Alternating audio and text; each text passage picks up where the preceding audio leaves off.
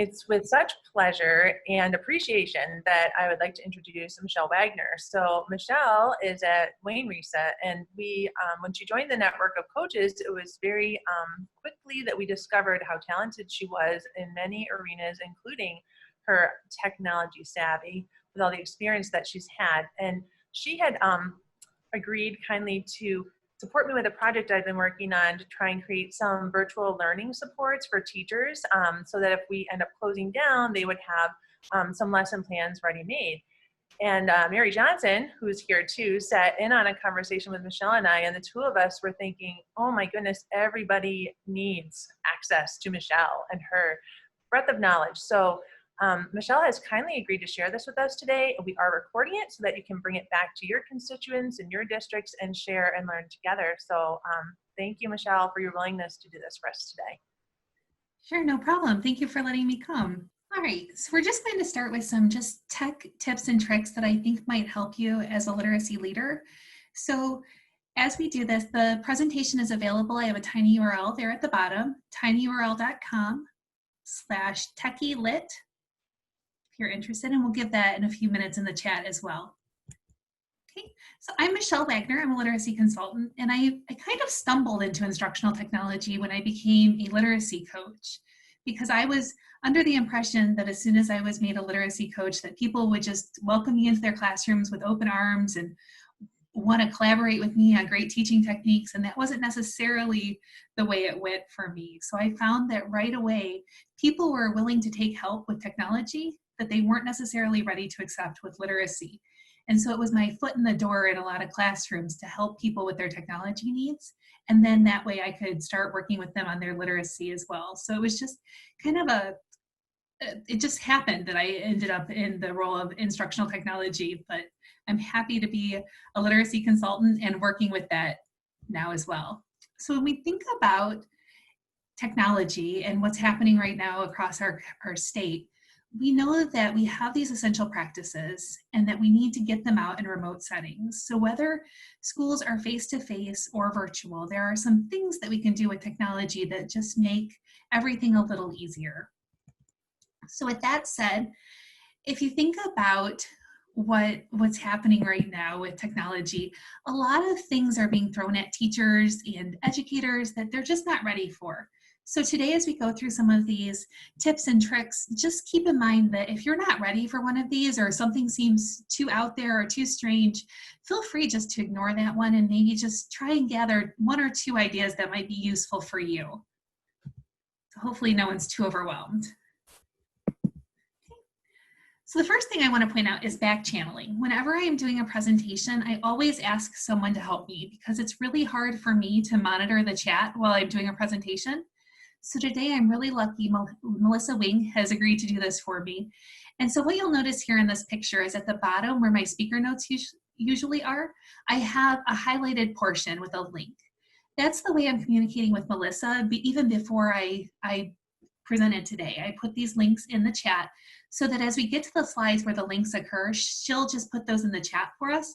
So you'll see those throughout the session, but it's a great way to have some control as the presenter without actually having to add things to the chat yourself. So it kind of stops that awkward delay.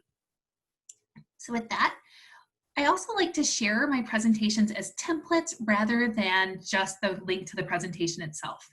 And I do this for a couple of reasons. The first thing is if you share it like this, someone does not have to be logged in to their G Suite account to see the presentation.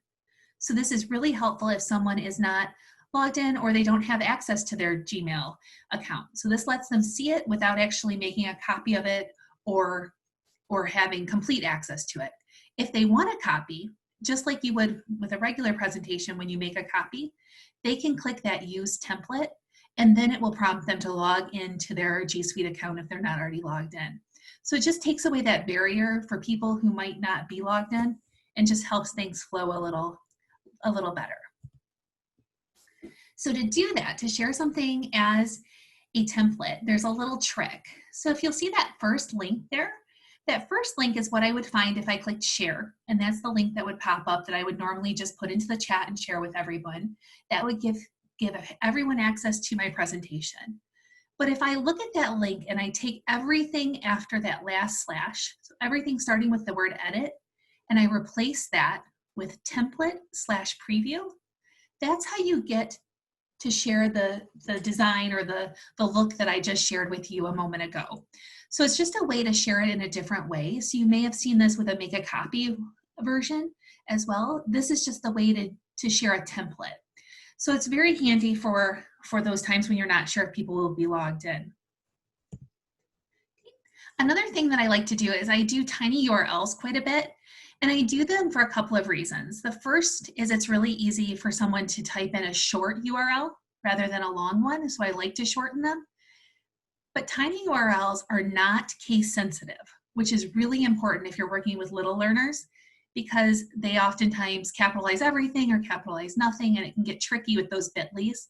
So this is just a good way to make it easy for everyone to be able to access the tool. So the tiny URL that I created today, you're able to personalize a tiny URL. So if you go to tinyurl.com and you just paste in your super long URL, it will make a custom alias for you, so something short, or you can actually try and make it yourself. So for example, if I wanted to make it myself and I tried the word happy, it will give me an error because that is not currently available. So it would make me change it again. So I could maybe change it to happy with the date or something, but those are just easier for everyone to follow along with. So I highly recommend Tiny URL. Another thing, and this is a game changer, I think that this is my #1 concern whenever I'm presenting, is will my link work? So here's a hint for determining whether or not a link will work. You can go incognito. So if you're in Chrome, you can click Control-Shift and the letter N. So Control-Shift and the letter N, and what it will do is open up an incognito tab. And that incognito tab, basically within that tab, you are not logged into anything. So when I open an incognito tab, I'm no longer Michelle Wagner. I'm just a random person with no logins or no permissions. So if you're trying to see if a link will work for parents or for someone outside of your organization, this is a great idea. One warning is that incognito can be used for evil in classrooms. So as a former middle school teacher, I noticed that my students would sometimes use this in ways that were not happy and exciting. So just keep in mind that there's no history saved when you go incognito. So just kind of keep that in mind. And for that reason, some districts have actually made it so you can't go incognito. But Control-Shift and N is a great tool. One other piece that I use when I'm presenting is I pin the tab. I also use this when I work with kindergartners and first graders because basically it makes it a little tougher for them to close a tab accidentally. So if you see there in the screenshot, you'll see that my tabs are at the top, but over on the far left, you'll notice that one of my tabs is smaller than the others, so right over there. And it's smaller than the others because it's been pinned. And so to pin a tab, you right-click on any tab and you click Pin. And what you'll notice happens is it moves all the way to the left, so it's easy to find. And it takes away the little X where you can X out of that one tab. So it makes it just a little easier to kind of keep track of. It also reopens when you open. If you accidentally close your browser, it will reopen automatically for you. So it's just handy for those little learners, or if you're doing a presentation like I am right now, I always pin my tab for the presentation so it's right there just in case. So one more trick that I really like is retrieving closed tabs. This is an amazing tool that I use constantly. If you've ever accidentally closed out of your tabs in a situation where you need them all back, it was an accident, Control-Shift and the letter T will reopen all of those tabs for you. So when you panic because everything's suddenly gone, Control-Shift and the letter T will reopen everything for you. So that's a great tool. It's also good if you're in a classroom setting and you think that maybe something is happening on a computer screen of a student and you're not really sure what it might be, and they X out of everything right before you get there. If you open the browser again, so if they were in Chrome, open Chrome, and press Control-Shift-T, it will bring up every single tab that person had open. So that's a pretty good trick to know if you're a teacher. It's just an easy way to retrieve closed tabs. All right, so with all of that, all of those were the things that I did really just to prepare for presenting today. So all of those little tips and tricks are just things that I did to prepare for presenting. But when I really think about using technology in the classroom, there are some pieces that I really think are important to lift both for teachers and students. So we're just going to take a minute and do a quick chat flurry. A chat flurry is just where we all just pop ideas into the chat. You don't have to put your name, you just have to put your idea. If you could please share in the chat, what is the last thing you wrote and what tool did you use? So I'll kind of give an example of what the last thing I wrote. I sent my husband a text just a few minutes ago to let him know that my children were safe at school. And so I just sent him a text and I used my cell phone. So that was the last thing I wrote. So if you can just share in the chat, and then I'll ask Melissa Wing if you wouldn't mind just unmuting and sharing a couple ideas that you see. Yep. Amy, these fly so fast. Amy Posey said she wrote a pen to take a note, a text on a cell. Chris Martin said pen to take notes. Mary Johnson said one tab for PD tomorrow. Cheryl Wyatt, email and cell phone. Mark Raffler, notes on book my son is reading. Rebecca, email to my read contact. Writing with a pen to take notes. Split screen with extension. These fly in here, let me tell you. So lots of really good ideas. Pen to take notes. Or wait, no, I shouldn't say ideas. Okay, that's a good one. Thank you. So what I'm hearing is over and over again that we're all acknowledging that we are all writers and that many of us are writing using technology, emails, cell phones, notes on our computers, using things like OneTab. We keep notes constantly and we keep writing constantly. And we're doing it with tools that aren't necessarily just pen and paper. So when we think about the essentials and creating those opportunities for students to see themselves as successful readers and writers, I think about this from the teacher lens as well. And what I think is that there's a silver lining to some of this remote learning. And that silver lining is that just as important as it is for us to encourage our students for them to see themselves as writers, it's just as important that we encourage one another, both educators and students, to see ourselves as techie as well. And I feel like that word sometimes gets a bad rap because we think of maybe one or two people in our building or in our network that are the techie people, but really we all are to some degree. None of us usually are living in an environment where we can't access any technology.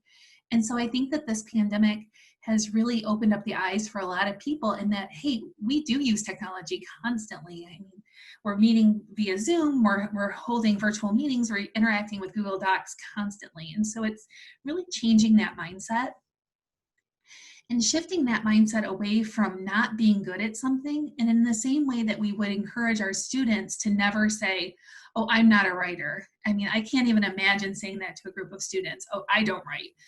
But we also want to make sure that they're getting that message about technology. And one thing that I know for sure about technology is that nothing humbles you quite like technology. Technology and children will humble you faster than just about anything.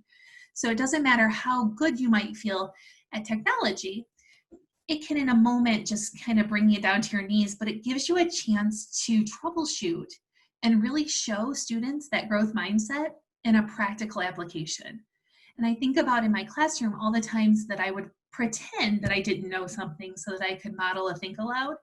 Technology gives you that chance to do it authentically. Okay, this didn't work. Here are my steps for trying to fix it. So if we can embrace that and just model that for our students or even for the teachers with whom we might be presenting or working, it gives them an opportunity to see that in real time and can be very helpful. Right.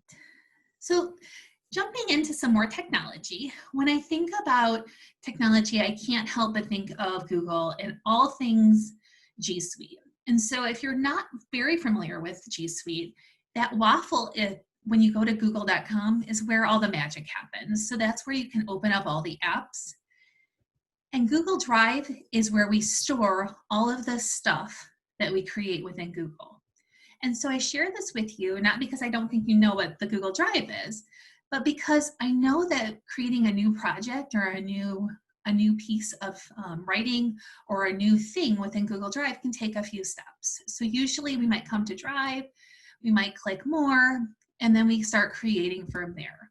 But there are a few shortcuts that can make life much easier. So if you are in Chrome, you can type into the address bar where you would write a website, docs.new, and it will start a new document. Sheets.new, you'll start a new sheet. Slides.new, start a new slide. So you get the idea. Drawings.new, you'll start a new drawing. So it can save you a few seconds and really help, stop all those extra steps. Another really great thing, and I actually have only recently started using this myself, is you can put videos within Google Drive, and they work in the very similar way to YouTube, and I'm sure that's because Google owns YouTube. But the nice thing is if you put a video, so here I have a video of a book talk by a student. If I put that in my Google Drive, I can choose who I share that with. So if I'm working with a G Suite for Education account, I can share that with everyone within my domain, so everyone within a district or an ISD, or I can share it publicly, or I can share it with just a couple people, like the student's parents or my class. So it's just a way to manage those videos when you might not want them out there for the entire world. You might just want them available for a few people. So it's a great way to really control who's seeing those videos, especially if you're concerned about YouTube. So you can just pick who you share with. Another tool, and I always like talking about Google Keep because I feel like this is my very favorite Google tool. It competes with Google Slides, I suppose, but it's my very favorite tool within G Suite. And I feel like not many people use it. So Google Keep, in its simplest form, is a thing that you can use to take notes. And it's one of the few apps that I actually like the app for my cell phone, the mobile app, better than the actual desktop app, but I use them both. So it really, in its simplest form, it just allows you to take a note. You can keep all of your notes there organized. You can color code them. You can kind of just make reminders for yourself. But the reason why it's important, I think, for literacy leaders, especially if you're going between buildings, is that you can actually pick when your reminder comes or where your reminder comes. So I think we're all used to setting up reminders where, remind me at 10 o'clock in the morning to send this email. But this works a little differently. So here's an example of an article that I want to share with a teacher the next time I get to her school. So the reminder is set, uses my GPS, so that the next time I get to this place, it will remind me that I'm supposed to give this article to this teacher. So it's just a really handy way to remember something. I use this all the time right now when I'm not in my office every day and I think of something on a Tuesday that I want to pick up the next time I'm in the office. I'll set a reminder for myself so the next time I'm there, I remember what I want to pick up. So it's a really great tool. Another thing you can do within Google Keep is add collaborators to your list or your note so that they can have control over editing and viewing it as well, which is really handy. So you can share a note with a student, you can share a note with a teacher, you can share a note with anyone. You can add pictures. So this is really handy if you're making a note about student writing and you want to add a picture of the writing so you remember exactly what it is. So it's just a way to kind of house that note in an organized fashion. You can change color, which I know is super important for educators, especially elementary educators. We like to color code. And you can also pin the note to the top of your list. So if there's something you want to keep right at the top of mind, you can put that at the top. And it's just a great way to connect. And one way that I use it as a teacher is when I think about engaging in writing conferences or reading conferences with students, I know that something I want to do is coach them as they engage in that reading and writing. And so this is a great way for me to remember what it is that I'm working with a specific child about. So you can see here, I've got this focus for Liam, and Liam has two pieces that he's really working on. He's going to work on reading aloud and then touching each period to double check that the next letter is capitalized. So those are two little things that he's working on in his writing. I can share this note with Liam so that he'll know that this is what our focus is as well. And then I can set a reminder for our next writing conference, which is really important and really helpful if you're working with students so that they get that reminder as well. So it kind of just keeps everybody organized. And of course, I know that assigning writing is not the same as teaching writing, but we can put our assignments in Google Keep as well and share those with students so that they have that little checklist that they can go through each day to make sure that they're accomplishing what it is that they need to accomplish. So Google Keep is automatically part of your G Suite.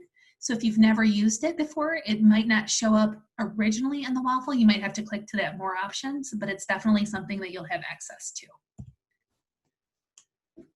All right, next, Google Docs. So I feel like everyone's probably familiar with Google Docs. We've used it even today to put in our attendance and share the agenda. But there are some pieces of Google Docs that might not be familiar to you.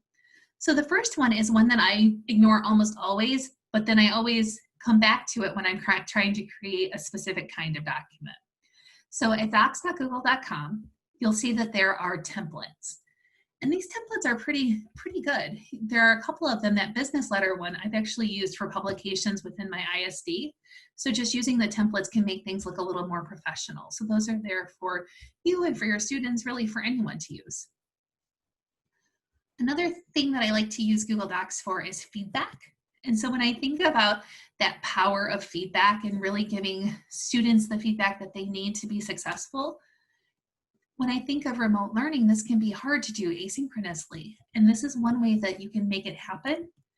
So of course, I'm not saying that this is something that would replace that face-to-face interaction of feedback, but it's something that can be a placeholder that just helps in that feedback that you're giving to your students. So as we think about what writing strategies are being used and not being used, you could actually provide students with specific feedback about that within their writing. So to do that, if you click on that little button at the top of any Google Doc, it looks like a little chat, it will actually open up a chat there on the side, a place where you can leave a comment. And that comment is linked to whatever you've highlighted in the document. So here is a piece of student writing, and if I wanted to leave a comment there, I could put it right into that space. But if I include the plus sign and then the student email, and it doesn't have to be a student email, it can be any Gmail address, and assign it to that student, the student will get an email letting them know that a comment has been made in their document. But what's really handy about this is that within that email that the student gets, or that anyone would get, if you leave a comment in their document with their address, is there's a link to that specific document.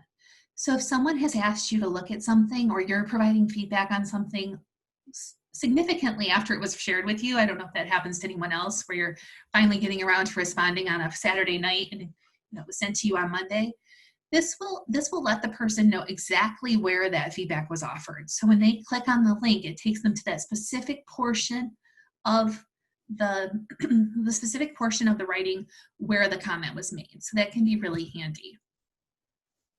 Another piece that you can do within those Google Docs is if you click on that little light bulb there over on the right, that's the Google Keep sign. And what that'll do is actually open up your notes, and you can search your Google Keep notes right within the same screen as your Google Doc. So if I'm looking at my notes, if this was Liam's writing, I could pull up Liam's writing conference information and be reminded of what I was working with that particular child on. So then I could double check that he was following through with the pieces that he was working on. So that can work as well. So it's all right there within the same environment, which can be very handy. And in the same way that I shared it with a student, I can also share a document with parents. I actually, when I was in the classroom, would encourage my students to do this with their own parents, because parents don't always get to see what their children are working on in class. This is a great way for a child to share a writing with his parents or her parents in a way that they get that email right to them with a targeted question. Something like, hey mom, can you think of another detail that I could add, or something like that. So you could include parent emails within the writing as well. This is also a great way to connect writing back to that. We look for those opportunities to connect it back with families. This is a great way to bring families into the classroom who might not otherwise be able to come into the classroom. So even myself as a working mom, as a working educator, I don't always get to volunteer in my child's classroom, but it sure is nice when on lunch on Friday, I see an email from my child that lets me view his or her writing. So it's just really helpful. So it's a great way just to engage those parents. All right, so we'll just keep rolling along. We'll go into Google Slides a little bit. I said earlier that I think Google Keep is my very favorite tool within the G Suite. Google Slides is a close second. I love Google Slides. One of my favorite things that I just recently learned about Google Slides is this inserting a video. So this is a game changer for me. One thing that we just have to remember and kind of appreciate is that Google owns YouTube. So Google and YouTube work really well together. So when you go into insert a video, by default, it comes up with a YouTube video. It's hoping that you want to share a YouTube video. And you can search for it by URL, or you can search for it by the title of the YouTube video, and you can put it in there and it will insert it right into your slide. But you can also click that Google Drive option, and that's where I could pull in one of those videos that maybe I'm only sharing with my class or only sharing with my domain. So here we have an example of a video, and if I click that to add it, we can see here's a student who's made a recording of themselves reading their writing. So this is a great way for a child just to share with you, even remotely, what it is that they wrote. So if they're scanning in or taking a picture of their writing and then they're reading it, it gives you, the teacher, a better idea of what they're trying to say. When you enter the video, if you click that format option, it will open up this little submenu over on the right with a start and end time option. And this is where I feel like it's a game changer, because a lot of times I just want to share a snippet of a video, especially a YouTube video. And you can choose where to start and when to stop it. And when you're presenting and you click play, it will only play that segment that you've selected. So this can be really helpful instead of trying to awkwardly fast forward to a specific part of the video. You can just have it all ready to go. So it's a nice way to kind of control ahead of time what it is that you're sharing. So it's a great tool. And then when I think about even that video that we just saw in passing there of Emma reading her own writing, that's a great way to generate excitement about reading and writing. So sometimes students really don't like just to write for themselves, but if they feel like they have an audience, if they feel like they'll be able to share their writing, they're much more likely to put more effort into it. And then it also gives the rest of the class a chance to hear from their classmates, their real voices, sharing their writing. And when there are videos like this, it just makes it flow a little easier if you've got them all in one place, so ready to go. So just those opportunities for students to see themselves as readers and writers, so important. And even for our littlest learners, if they're only drawing a picture, sometimes a kindergarten student will draw a picture and they'll have a huge story that goes along with it. And giving them that opportunity to tell their story and give them that voice is so important. So those videos can make that happen. When we think again about our earliest readers and writers, word processing can be a challenge it's a challenge for some of my colleagues who aren't comfortable typing, but it's also a challenge for our littles as well. And so one tool that you can use is that voice to text option. So I'm going to go ahead and actually minimize my screen for a minute so I can show you how this works. So in a slide, if you click down here in the speaker notes, this is where you can type any notes that you might have for a slide. But if you imagine for a moment that this is something that a child might use, if they click on Tools and then they click on this voice type speaker notes, this is not anything extra that I've added. This is already in your G Suite. You can click on the microphone, so you do have to have a microphone. But when I do this, you will notice that my words start typing in the speaker notes. I'm going to go ahead and uncheck that now just so you can see. There's no punctuation, but it's a way for students to get words onto a slide when they might not otherwise be able to. So again, we're thinking about giving students voice. Of course, it's not a replacement for teaching word processing skills or for actually writing down ideas in words. But when we think about having our students see themselves as writers and that their words are connected to actual text, that can make a huge difference. So just giving them that option if they need it. And that works in Google Docs as well. So it's just a great tool if you're trying to encourage students to tell a story or to share their words. I do have in my presentation, if you've made a copy, a quick video of how to do that. So if you wanted to share that later, you're more than welcome to use that video. Right. Just keep plugging away here, sharing presentations, copies, and templates of presentations.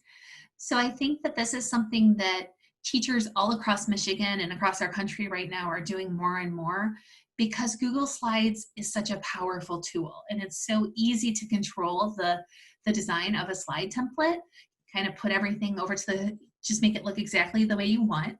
And so we're using these tools to share with our students so that they can put information in. So just a couple of ideas here. This is nothing spectacular, but it's an idea of a way you might share with your students to have them share maybe what they're writing or what they're reading. So you could have them share a picture of themselves reading a book. And a lot of teachers will do this now instead of the traditional book log. They'll actually have students take a selfie once a week with a book that they're reading, and then they have the students compile those into a presentation. So at the end of the year, they have a slideshow that shows all the books that they read throughout the year. So there are some ways that it's being used like that, but this might be a way that you could do it with your entire class to give the class a snapshot of what everyone's reading. So with this template, just have a place for students to upload a picture and then a little description of whatever it is they're reading and writing. And while there's nothing overly spectacular about this, I did want to just show you a quick way that you can help students see everyone's responses all at once. So if you're sharing your screen, usually this is the display that I use for Google Slides presentation. But if you click on that bottom left little grid there, what happens is it turns it into a grid view like this. And the handy thing about this is you can see lots of slides at once, which is really helpful if you're trying to give the class a snapshot of what everyone thinks. So when I was a middle school teacher, one thing that I would do is I never assigned anyone number 1, but my students all had numbers. So Abigail Adams might be number 2 instead of number 1 in my classroom. And that would be where her calculator would go into that cubby and her mail would go into that cubby that was numbered with her number. And the reason why I never gave number 1 is because I reserved slide 1 for directions, but then students were able to fill in their information on whatever slide belonged to them. So we would talk about personal space in the same way in our physical classroom. It can be the same in a digital world as well. So if you're number 2, that's your spot. That's where you can put your information. And that's handy because you don't necessarily need to put people's names on the slides. You just know that Abby's slide is always going to be slide 2, and she can put her answer or her response to any shared presentation right there. So this is an easy way to just see that, almost like a Padlet view. And I find that as I keep working with people and teachers who are in remote settings, they feel like new tools are being thrown at them all the time. Great tools like Padlet. I love Padlet. But sometimes it's nice if they're already using G Suite just to keep them within that environment so they don't have to go elsewhere. So there's nothing wrong with those other tools. I use them and I love them. But if you're working with someone who's maybe a little self-conscious or a little nervous about technology, showing them ways or different ways they can use the technology they're already familiar with can be helpful. So that grid view can be handy. Another thing that I use quite a bit when I share documents, so we talked earlier about that sharing as a template, but there's a way to share something as just a copy. So again, it's editing that link. So the original link there is shown, but if I take everything after that last slash, so starting with the word edit, and I change it to copy, what I'll do is when I share it, the people I'm sharing it with will see something that looks like this. And you've probably seen something like this before. And the handy thing about this is it's no more, you won't get those emails requesting access. So if you've ever had 30 emails after you've shared something where everyone's asking for access, you're like, just make a copy. This stops them from that step being necessary. So it stops that just make a copy email from having to be sent out. So it's a good tool. Another thing that I really like with slides is if you think about it more than just that presentation view, but if you think about turning it on its side and using it in that portrait view, you can really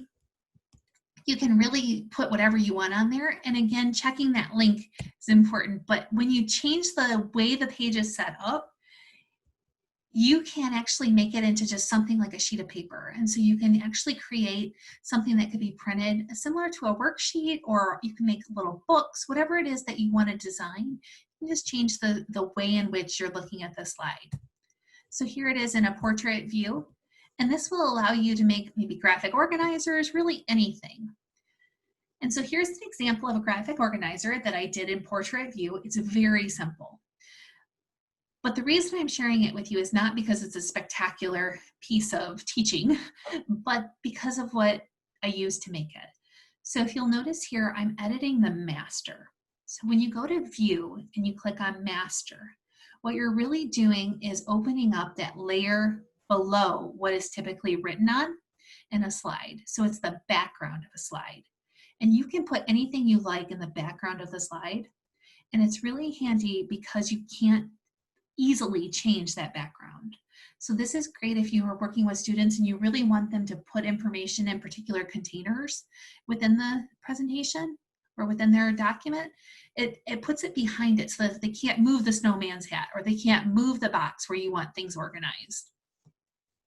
So I believe Melissa is putting a link in there right now for you so you can kind of see what I'm talking about. But what you'll notice is if you open that up, is if you open it and you don't go to view the master, so if you just open it up the way you've always opened up a presentation, you can change the text on top of the snowman. You can change whatever you want there. You can add words, you can add pictures, you can do whatever you want to do, but you can't move the snowman's arms, you can't move the snowman's hat, and that's just really handy for those little learners who might get really distracted by rearranging other pieces of the presentation. So it's just a great way to make it so that students are only accessing the parts of the presentation that you wanted them to access. Okay.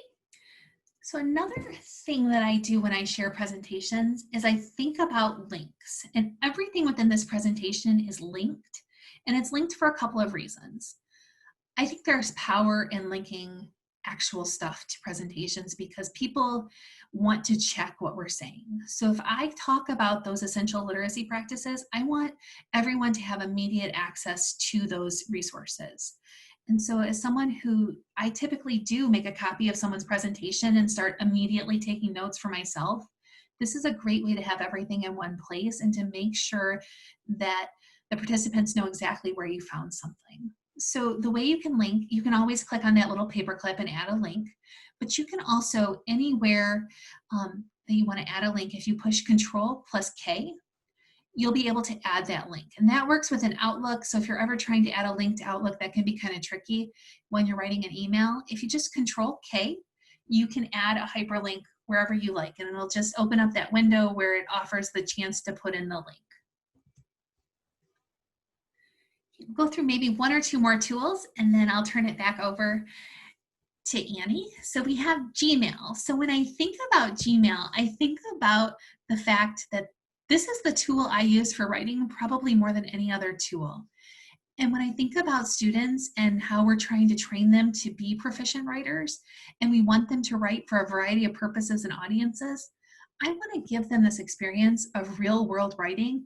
And an email is that. It is that real world opportunity for writing instruction. And it's something that no one ever teaches. At least I was never taught how to write an email. And if you've ever gotten a bad email, and my guess is we've all gotten a bad email, you know exactly what I'm talking about here. There are emails that don't provide enough information. There are emails where the subject doesn't match what the content of the email was, and that can be frustrating. So teaching our students how to communicate through email, how to be concise, how to make that subject line something that'll grab someone's attention but also not mislead them is super important. And so I've seen lots of teachers using emails as a way to connect long distance right now with pen pals. My own son last year was a second grader and he had a pen pal in a nursing home and they would communicate via email. And so it's a great tool for communication. And it's also a good way to share writing and then to teach students to advocate for themselves. If they feel like the Zoom meeting was too long or they feel like something is unfair, we want to encourage students to advocate for themselves, to send that email, to explain what they're feeling, what they're thinking, because that's what we do as grown-ups. If I don't like something, I'm sending an email. If I think someone did a great job, I'm sending an email. So if we can teach students to use this tool, I think it'll do everyone a lot of good. One thing that I use a lot within that email is if you've ever, maybe I'm alone in this, but have you ever accidentally pressed something and you have no idea what you pressed, but your email disappears? Control Z, even when there's no undo button, will bring back that writing. So Control Z is the universal undo. And so this is a good tool to teach your students as well, so that there's nothing more frustrating than putting a lot of effort into an email and then seeing it disappear. But Control Z undoes our last step. And this works in most programs and most tools. So this is, if you've ever made a mistake and you don't know how to undo it, try Control Z. And then again, I would be remiss if I didn't point out that we want to teach our students that reply all probably shouldn't be used. Reply all, yes, there probably is a reason that I can't think of right now why you would reply all, but almost never would I reply all. And so this is an opportunity for our students to actually learn this, so that one day when they're in an office setting, they're not sending reply alls all the time. So as someone who can't control whether or not people choose to reply all, one thing I can do is to utilize that BCC option. So that's the blind carbon copy. So if I'm sending something to a large group, I always put their email addresses in the BCC. And that way, even if someone does hit a reply all, it only goes to the person who sent the email. So rather than everyone in that group seeing it, only the person who sent it would get that. So that's a way just to kind of lock down on those reply alls. The same is true of Google Calendar. Again, when I think about trying to train our students to utilize writing in ways that are practical for them, Google Calendar is super important in terms of keeping organized, especially now. So I'm encouraging students and obviously educators to utilize their Google Classroom. But if we can encourage our students not just to create opportunities, but also to click on that more options and write a narrative about what it is that we will be doing at that event. It's just an option, those more details. The more details we can add, the better. So training our students to utilize that as that place where we can add the description is important and gives them skills for not only organization, but also for writing. And again, just coming back to that idea of here's a different tool, a different context. Sometimes those calendar invites are just for me. So that's a different audience than if I'm sharing something with my husband where he has to know where to park for a doctor's appointment or where to go, or directions for my daughter about where she's supposed to pick up her yearbook or whatever that is. But just teaching our students that we can use this tool of a calendar that we might not think of as a writing tool in a way that really does utilize writing and conveys an idea. Okay, so with that, I am going to talk just very quickly about Google Sites, and I'll only spend a minute on this because Google Sites is a bit of an acquired taste, but Google Sites does let you create a template or organize information in a way that really is just a fancy hyperdoc.